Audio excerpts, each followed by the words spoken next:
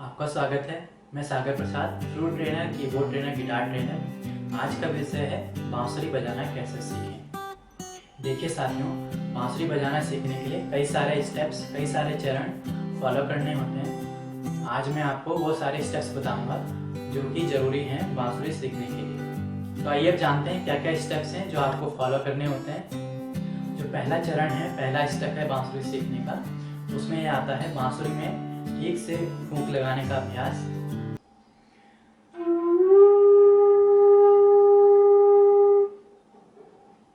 और बांसुरी में शुद्ध स्वर बजाने का अभ्यास और कोमल और तीव्र स्वर बजाने का अभ्यास। तो ये जो पहला चरण मैंने आपको बताया है, जिसमें आपको फूंक लगाने का अभ्यास करना है, शुद्ध स्वर बजाने का अभ्यास करना है और कोमल तीव्र स्वर बजाने का अभ्यास करना है, तो इसमें आपको काफ़ी समय देना होगा, तभी आपकी फूंक की आवाज़ अच्छी आएगी और आप अच्छे से सुर बजा पाएंगे। उसके बाद आता है दूसरा चरण।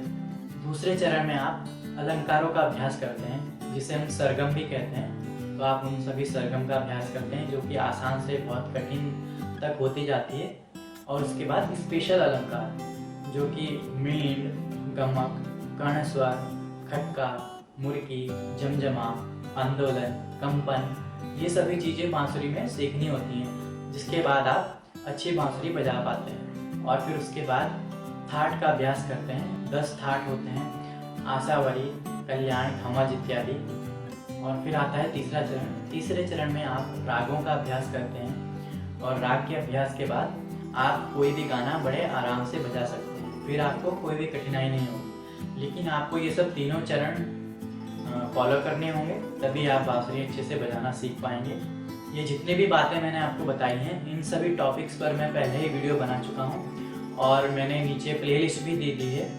आप डिस्क्रिप्शन में जाकर के मेरी वीडियो प्लेलिस्ट चेक कर सकते हैं। उसमें मैंने सारे वीडियो एक के बाद एक बता दिए हैं, जिसमें कि ये सब जानकारी हैं। तो ये तो सब तरीका जो मैंने आपको बताया है, ये है भारतीय संगीत के तरीके से सीखने का तरीका।